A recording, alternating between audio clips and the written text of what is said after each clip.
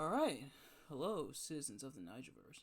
It is Nige here once again, and welcome back to System Shock Radio. So, not gonna lie, I have quite a bit to talk about today. We have quite a bit to go through today. It's technically five topics, technically six, because there's a little bit of an announcement at the end, but some I bundled in with each other. So,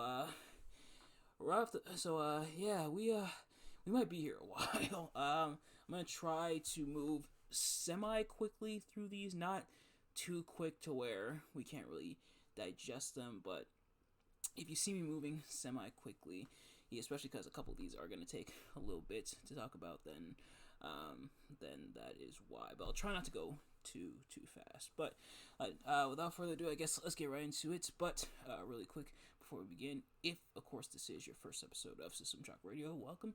If not, welcome back, and I certainly hope it is not your last. But if you are indeed new here, we talk about a variety of things. We talk about some current events, we talk about some video games, some pro wrestling, some nerd stuff, we do some inspirational, just a little bit of everything, and I think this episode definitely has a little bit of everything. So if that is your kind of thing, please consider hitting that subscribe button, as well as leaving a like and a comment. But without further ado, let's get right into it.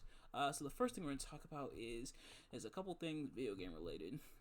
The first being that is the 30th anniversary of PlayStation, and PlayStation is celebrating for almost the entire month, and really they've been celebrating for a little bit. We have the limited edition 30th anniversary PS5. It's the digital version, and I still haven't got my PS5 yet.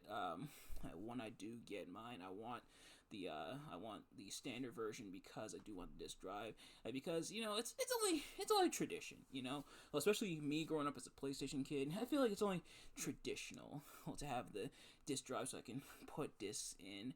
That being said, I do get a lot of my games online, so the point is almost moot. But you get the idea. It's the principle, But so because of that, I don't think I'll be copying the limited edition PlayStation 5 30th anniversary. Although looking at it, it doesn't look that bad. You can kind of tell it's in the style of the original PS1, and I'm someone who has been playing since the PS1 days. And actually kind of a story as to how we got our PlayStation. So, I don't think I was born yet when my dad picked up a PlayStation, but pretty much it got snowed in, got some cabin fever, wanted something to do, so he bought himself a PS1, and so I had it growing up. It was literally in my room, but then of course we got the PS2, who then kind of guess a little spiel as to what PlayStation means to me and everything with the 30th anniversary. But I got PS2. PS2 was a lot of fun. Highest selling console of all time is the PlayStation 1, and they officially confirmed it this year that the PlayStation 1 is the highest selling console. Had a lot of fun memories, especially in the PS2 era. Not quite as much in the PS1 era. I had some fun games. Of course, I had Spyro the Dragon and stuff like that, but not like the classic things that a lot of people think of when they think of PS1. No Crash Bandicoot, no Metal Gear Solid. It would get those games later on in life emulated to other consoles, but otherwise, yeah. But the PS2, I had a lot of fun with the PlayStation 2. Later on in life, around high school, I actually got the PS3. Then, as I was going into college, finally got a PS4. Then got my PS4 Pro. Later on in 2019, and PlayStation has always held a special place in my heart. I remember playing almost all the time. Probably why I didn't have a whole lot of friends, but it is what it is. Especially during the pandemic, I remember firing up my PlayStation and playing during my online classes. Don't tell my professors, but yeah. So PlayStation holds a very special place in my heart, and not without its faults. Of course, it's not hasn't always been sunshine and rainbows when it comes to the PlayStation brand, but yeah, still huge fan of PlayStation, and but also doing something special. You have the choice is for PS5 owners. You have the choice of startup, so you can have like the PS1 startup logo, the PlayStation 2 startup logo. Hopefully, he without the scare of your disc not working or it gives you the red screen, or the PS3 and I believe the PS4 startup as well. So, a little bit of nostalgia, just kind of celebrating PlayStation and its anniversary. But moving on to the next part of our first topic, as I take a sip of my semi-frozen water here. The Video Game Awards just happened a few days ago on December 12th, and reception is kind of mixed. Some people happy about what won, some people kind of upset, but anyway, yeah, I'm gonna kind of go through the winners. Here, we read the nominees last time. So we're just gonna read the winners this time. But also we're going to go through the games that were announced. Now you had some games that had updates for it announced, like different DLCs and everything, different things being added, but also some new games that were announced. So we'll go through the games that are being updated first. Then we'll get to the new stuff. Then we'll get to our winners, because the Game Awards have almost always had a mix of both. For example, back in I believe 2018 was when at the Game Awards was when Mortal Kombat 11 was announced. Things like that had very rich history in Game Awards. But the games that have kind of updates, whether it be DLC, things like that were announced. For is Borderlands 4, Crimson Desert, Den of Wolves, Dungeon & Fighter Arad, Dying Light the Beast, Final Fantasy VII Rebirth, The First Berserker, Kazan, and I might mispronounce some of these, so if I do, I apologize. Game of Thrones King's Road, Helldivers 2, Honkai Star Rail, Hunt Showdown, Infinity Nikki, Mafia the Old Country, Monster Hunter Now, Pal World, Slay the Spire 2, Solo Leveling, Arise, Squid Game Unleashed, Splitgate, Tekken 8, The Last of Us Part 2 Remastered, The Outer Worlds 2, and Zenless Zone Zero, or Triple Z, or ZZZ as it's referred to. As for the new stuff, what new things were announced? Some of these I'm gonna talk about here, or kind of give my thoughts on them. But some new games that were announced include Black Force: The Long Dark 2, Catly, Dispatch, Elden Ring Night Rain, Intergalactic: The Heretic Prophet, Kiora, Ninja Gaiden Ragebound, on an Untitled Okami sequel, One Move Away, Onimusha, Way of the Sword, or it might be Onimusha, I think. Like I said, I might mispronounce some of these. Project Century, Project Robot, Rematch, Shadow Labyrinth, Celestia 2, Sonic Racing Crossworlds, Split Fiction, Stage Fright, Steel Hunters Thickest Thieves, Turok Origins, an Untitled Virtua Fighter game, and The Witcher 4. Now, of all these, kind of delving into some I'm a bit familiar with, an Okami sequel. Well, I do have the first one remastered, I believe. I know I have it for my Switch, but I believe I might have it for my PlayStation as well. Let me check here. But that's an Okami remastered again, or a Okami sequel, that is. Okami, a game that kind of fell under the radar for a lot of people. Well, not a lot of people. Don't see too many people talking about it. A game that's known for its very interesting art, and I do not have it for my PlayStation, so just for Switch there. But yeah, known for its very beautiful artwork, and some of its mechanics. I know they came out with Okami Den for the Nintendo DS, as they remastered it, like I said, for PlayStation 4, for Switch. I have it for Switch, haven't touched it yet, but so he'll get that getting a sequel. New Ninja Gaiden game, new Elden Ring game. Haven't played Elden Ring, or really Ninja Gaiden. And new Sonic Racing game. I think the last one we had was Team Sonic Racing. Reception to that was mixed. Me, I played it a couple times. It was okay. But Virtua Fighter, a new Virtua Fighter game. That's the one that a lot of people were interested and excited in. Virtua Fighter, a franchise that was kind of dormant for a little bit here. And looking at the history here, it says the latest mainline release was Virtua Fighter 5 back in 2006, which is crazy. just think about how long ago that was, and that one has like updates, ports, stuff like that. At different versions, but a brand new Virtua Fighter game. I know a lot of people are excited about that. And oops, I accidentally.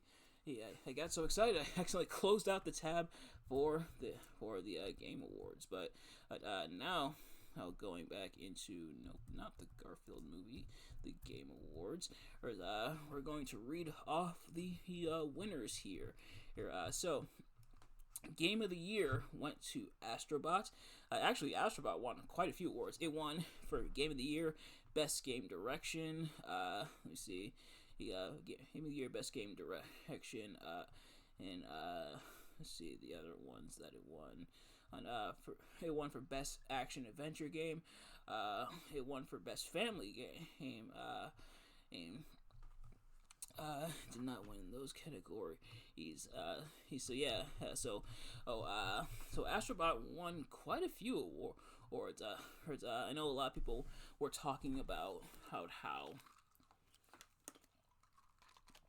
really awesome and fun the game was when it first came out. So to see it win that, some mixed reception. Some people feel like it shouldn't have won, but a lot of people a lot of people talking about how excited and happy they were that Astrobot won, and hopefully Sony kind of listens to the response here and makes more of these games. So Metaphor ReFantazio won for Best Narrative and Best Art Direction, and some of these because they won multiple, I kind of moved through them, and it won for Best Role Playing Game as well. I told you I'm gonna move kind of quickly, so some of these I'm gonna group together. Metaphor ReFantazio won for those. Best Score Music went to Final Fantasy VII Rebirth. Best Audio Design went to Senua Saga Hellblade 2. Best Performance went to Senua for the aforementioned Hellblade 2. Nevo won for Games for Impact. Balatro won for Best Independent Game, Best Debut Indie Game, and I believe it won one more category here. So nope, just the two. Okay, so it won for those. Oh, and Best Mobile Game. There we go. I thought there was one more. Then Best Ongoing Game was Helldivers 2, and that also won for Best Multiplayer Game. Actually, they should have a list. They just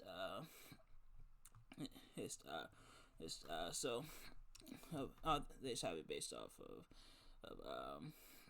they have it based off of how many awards, not the specific category. He's okay. Best Community Support went to Baldur's Gate 3.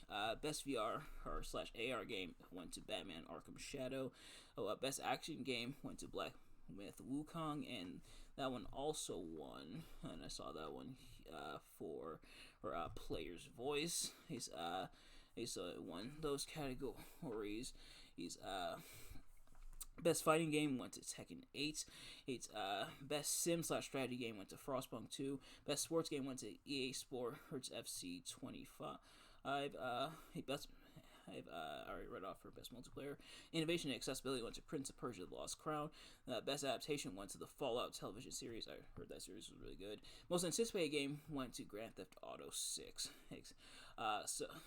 So Best Esports Game was League of Legends. Best Esports Athlete was Lee Aker Sang Hyuk. And again, if I mispronounce any of these names, I do apologize. Best Esports Team went to T1, and Content Creator of the Year went to Queso.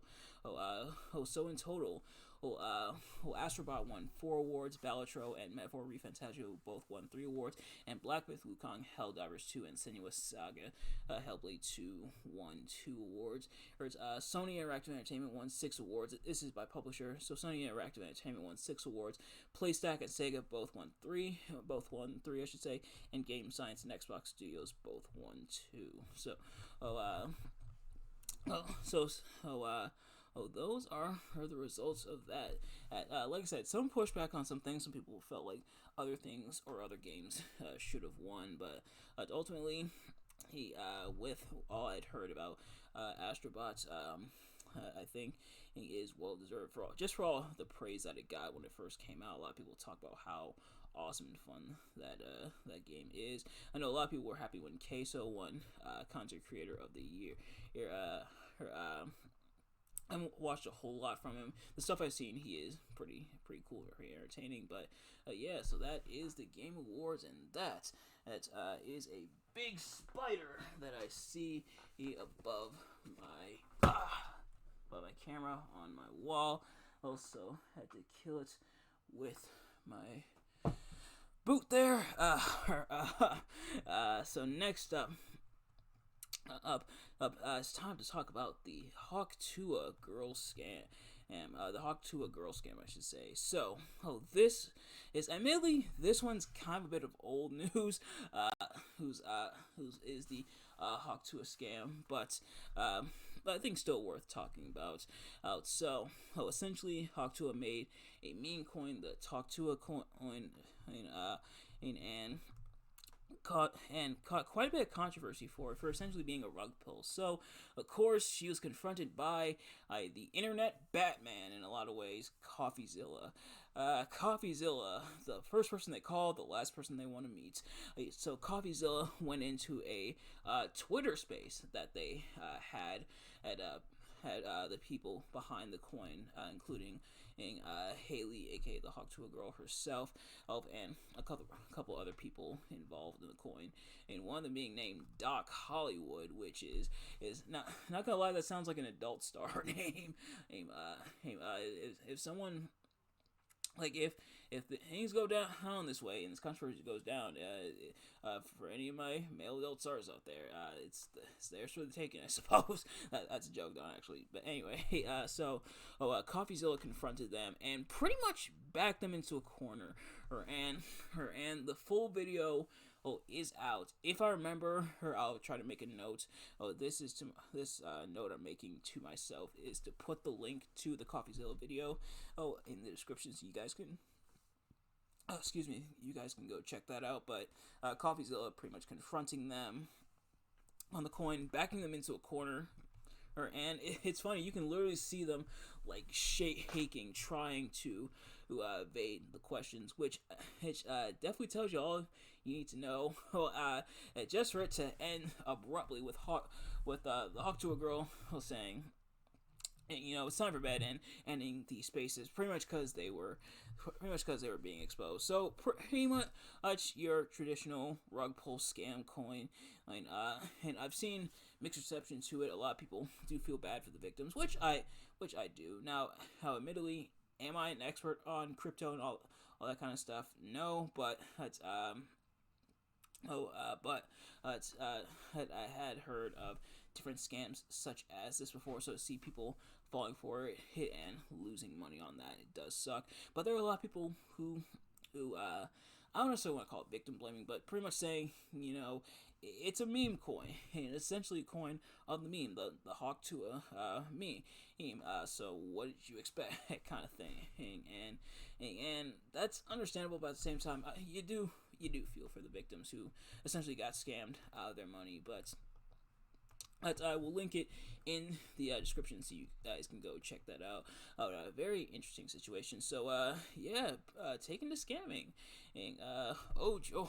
But the next thing that we're going to talk about is his updates to WWE Network, or WWE/Raw moving to Netflix. So, Raw Netflix debut is imminent, coming next year in 2025, and so we have a couple updates. For starters, yes, as everyone's fears came true, as the W Network will now be discontinued. All the content will move back to Netflix, which at least for me isn't totally unfamiliar territory, because even before the days of the W Network, they had a lot of stuff on Netflix. They had a lot of like documentaries and stuff like that. A lot of their catalog was on Netflix essentially. So that's how I watched a lot of it back then, and then obviously once the network formed 10 years ago, the network formed about 10-11 years ago. I believe it was late 2013, early 2014. But yeah, so about a decade ago.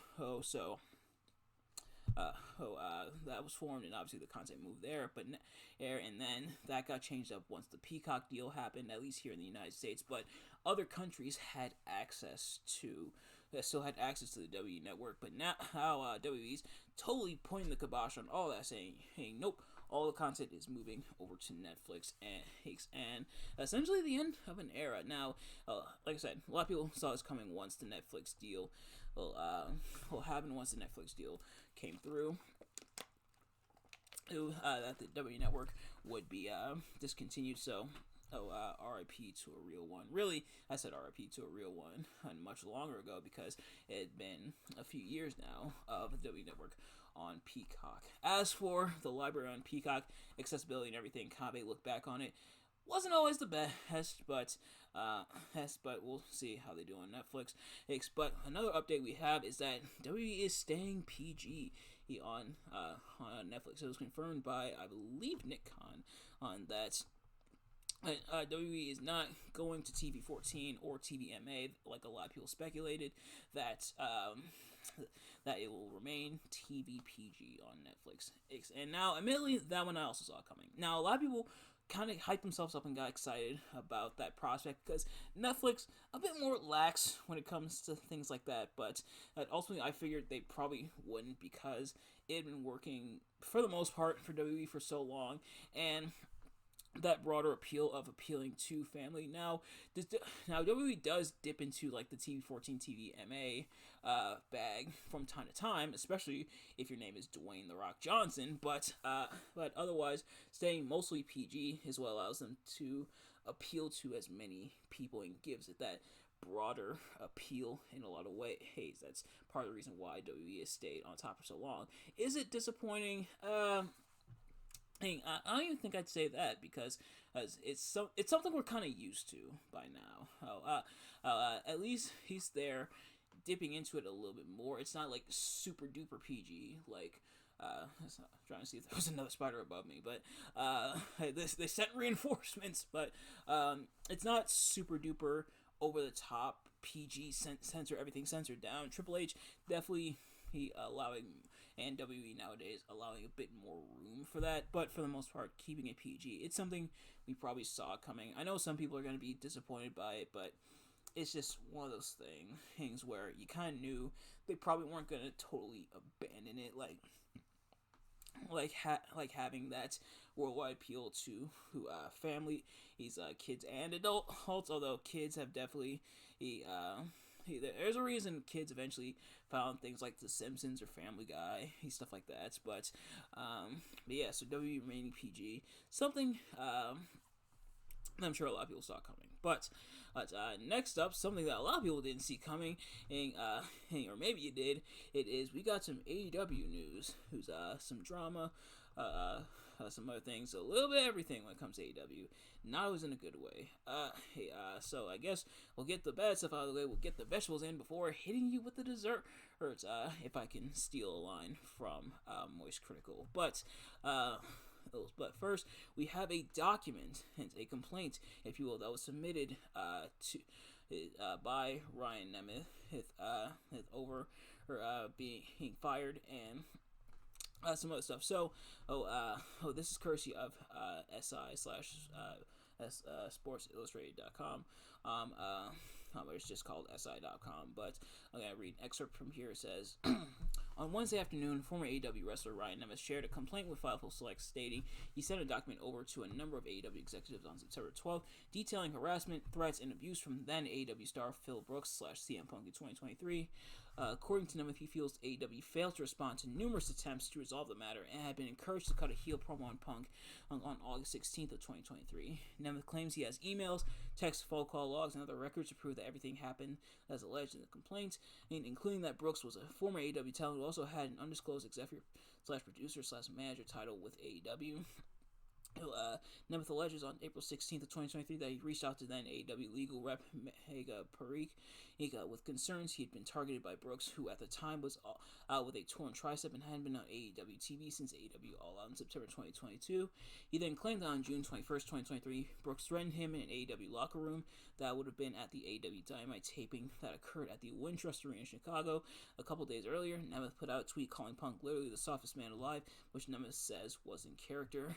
Nemeth then claimed that AEW announcer her and executive Tony Schiavone, and yep, I was right. There was another spider. Oh shoot, I think I lost this one. Where'd it go? Okay. I think I got him, but yep, I was right. It was a second spider, but Nemeth then claimed that AEW announcer and executive Tony Schiavone, Parikh, and the Young Bucks all showed him empathy and said his relationship with AEW wouldn't be affected. However, 2 months would go by without him being booked, and on July 17th of 2023, Nemeth says he reached out to Parikh to say he was upset AEW had not responded to the incident the previous month and felt he'd be silently fired over what happened with Brooks. Nemeth had been under an exclusive paid per appearance deal that expired in March of 2024 and was not renewed. Punk was fired by AEW in September 2023 after a backstage incident with Jack Perry at All In, and I guess that's the end of the article. So I guess I end up reading the whole article.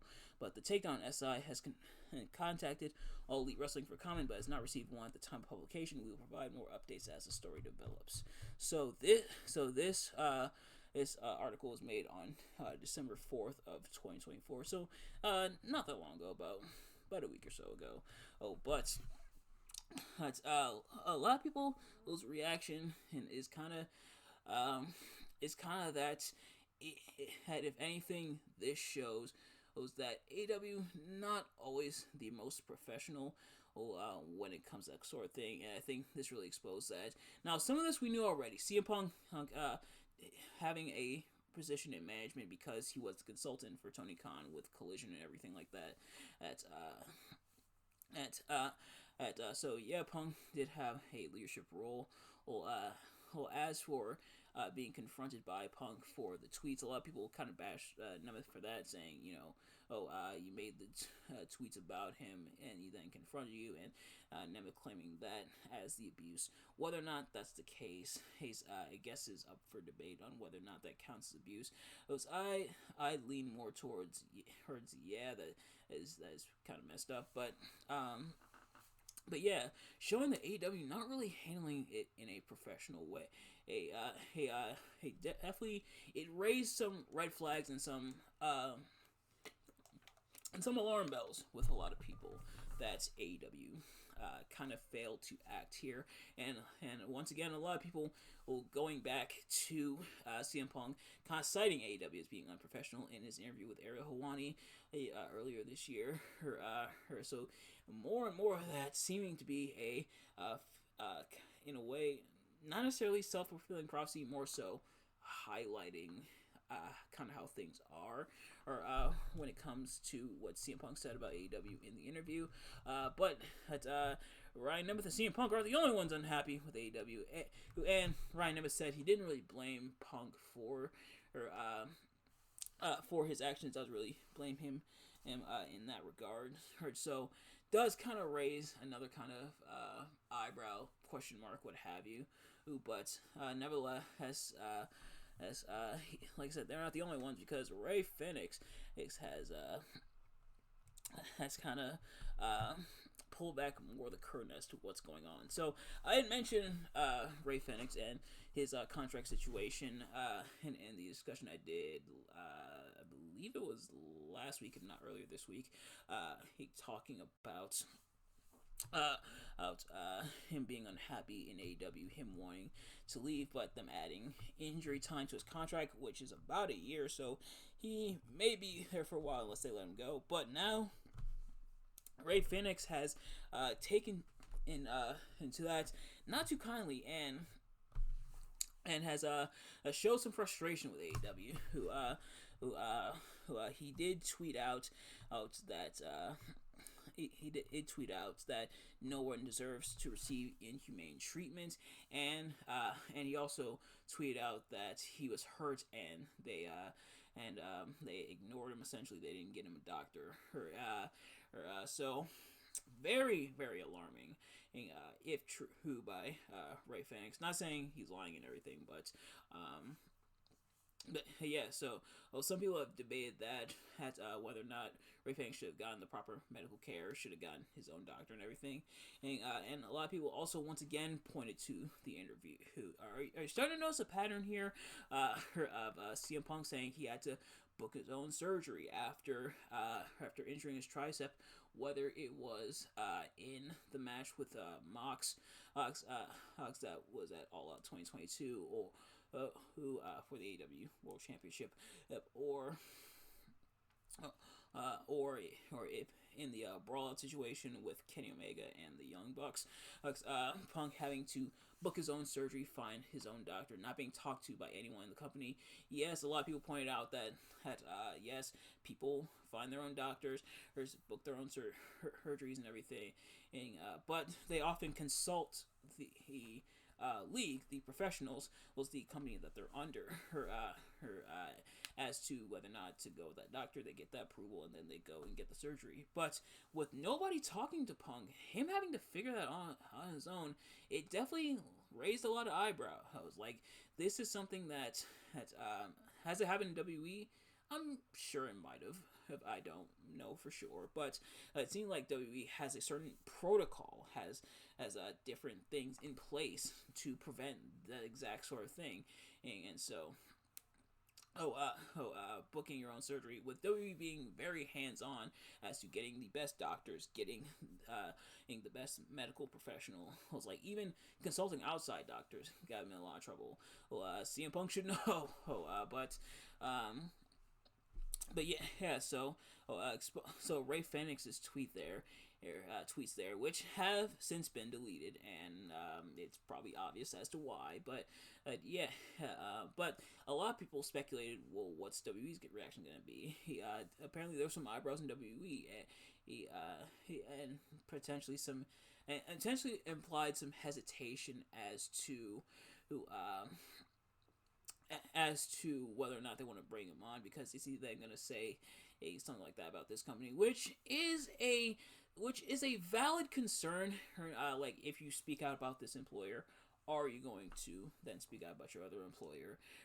Obviously, it didn't stop them with CM Punk, but a lot of people are asking that question: how will WWE react to this? Are they still going to bring Ray Phoenix aboard? Apparently, Penta is WWE bound. A lot of people thought he was going to be one facing Carmelo Hayes on SmackDown. It turned out to be Braun Strowman, of course, but it's not all doom and gloom, because Toni Storm is back, and she's seemingly back with her old gimmick, before the Outcast / Timeless Toni Storm. Or is she? Because now she's kind of doing an amnesia gimmick. She's pretending that she's brand new to AEW, and it seems like he's pretending her timeless character doesn't exist. She almost did the taunt on her match on Rampage, but seemingly going through a identity crisis, as a lot of people are speculating whether or not this is an identity crisis gimmick. If that's the case, I think I'm kind of interested. I try to be as optimistic as I can, and that's not always the case, as you've likely seen in the past. But I'm interested to see where this character goes, and what in the dynamics of this character. If anybody could pull it off, it's Toni Storm. She did really well as Thomas Toni Storm, so I can't wait to see what she does with this character. Now, there was some kind of people upset, not just fans, but fellow wrestlers and the like in the back, because her first match back was taking place on Rampage instead of on main television, such as Dynamite or Collision, and I get the frustration, but I think it was mainly to boost the Rampage viewership, because that's been kind of tanking to the point where they are considering pulling the plug on Rampage. But But I do get the frustration. Like, why not have her first match back be on TV, or even at the pay per view? World's End is coming up. Why not have her return match be at World's End? But seemingly gunning for Mariah May. Hey, so how things unfold from there, we will find out. But the last thing that we're going to talk about, the last proper topic we're going to talk about before I kind of give an update. And I am gonna go kind of quickly. I'm already over time, but you know what? We're staying with it. We're staying with it till the end, and we're kind of running over, but we're staying with the action until the end. We are going to be talking about betrayal now. Now you know what? I wasn't going to, but why not see what the dictionary definition of betrayal is? How they define betrayal. Oh, and that is okay. Okay. Yep, got here. Okay, so it's defined as the action of betraying one's country, a group, or a person slash, and also treachery. Excuse me. So, Emily, he kind of giving basic definition, but it's something we can explore nevertheless. Now, don't be concerned. I'm not talking about anybody in particular, but I know I have felt some betrayal in my lifetime, as I'm sure you guys have as well. For me, I kind of define betrayal as when someone turns on you. They turn on you, break your trust, break your heart, even break your relationship, friendship, what have you. And you can be betrayed by friends, by family, by your significant other, your loved ones. If your significant other cheats on you, if your family double cross you, a friend does you dirty. Yeah, betrayal sucks. Like I said, I've been betrayed before, or I've had people betray my trust before, and you know what, it sucks. It definitely does not feel good to know that at all that you established, it's this kind of bond you've established with this person is seemingly thrown out the window by them, and seemingly he means nothing to them. So you may be asking, Nigel, how do you get past that? And the thing is, you never fully get past that, like fully to where you're fully over it. It doesn't bother you, doesn't sting you anymore. Betrayal stings. It's gonna sting you pretty much forever, or like if it's a deep enough one. It's going to sting you. It's gonna stay with you. It's gonna cause some trust issues to be developed. Which is why it sucks so much, because now you might end up accidentally taking it out on other people who had nothing to do with it. It's that I've experienced before, not necessarily by myself, but that's kind of how other people have done me, where they've been betrayed so hard that they kind of accidentally take it on me, and I try not to be too upset by that, because I understand, I understand that mindset of is everyone a threat, because it ruins your trust. That's like your trust is ruined. You feel like you can't really trust people, because the last time you trusted someone, you don't want that to it ended badly, so you don't want that to happen to you again. And I get that, but how do you try your best to move past it? For me, I found the best thing is to move on from that person. Obviously, that person shouldn't be a part of your life or your circle anymore. Now, sometimes you take them back into your circle, will build some semblance of trust. You can't fully build it back up, because you are keeping it in the back of your mind. But sometimes you build that back up to the point where you can say, okay, I can trust them to an extent, but it's not full. But otherwise, I try to maintain distance as much as I can between myself and that person, because as I know that if I let them back fully, they can betray my trust again, and that stays in the back of my mind. So distance, and so that they're not interfering with my life, I'm not interfering with theirs. It sounds kind of cold, but when and you have treacherous people around you who it's not. I don't think it's a good idea to keep them close necessarily. But the other thing is define healing within yourself. So move on for your sake. Not hey. I know some people have trouble with that because they feel that it's them getting away with it. Trust me. Let the powers that be deal with that person. As for you, you have to move on for yourself. Well, for yourself, you can't allow your mind to be poisoned by holding on to this person, and you have to let them go. Because if you try to hold on, to that hatred or anger. Yeah, it'll destroy them, but it'll destroy you who in the process. As I believe it was Confucius that said, when you go and seek vengeance on a person, I'm kind of paraphrasing, that you should dig 2 graves. And I get it, that revenge, it may feel good, but it may end up destroying you in the long run. So really move on, really move forward, not for them, but for yourself, because you don't need to be giving your energy and giving any more of your time to that person, to that situation. So move on for yourself, and that's what I implore for all of you. Now, some of you may have different methods of getting over a betrayal of trust, and also do what works for you, I would also say, but that's kind of what works for me. But that is it for the main topics. The kind of mini updates I have finally got it. But the main update I kind of have here is that next week's episode of System Shock Radio and Tales from the Labyrinth will be the last episodes for the year. 2024 is winding down.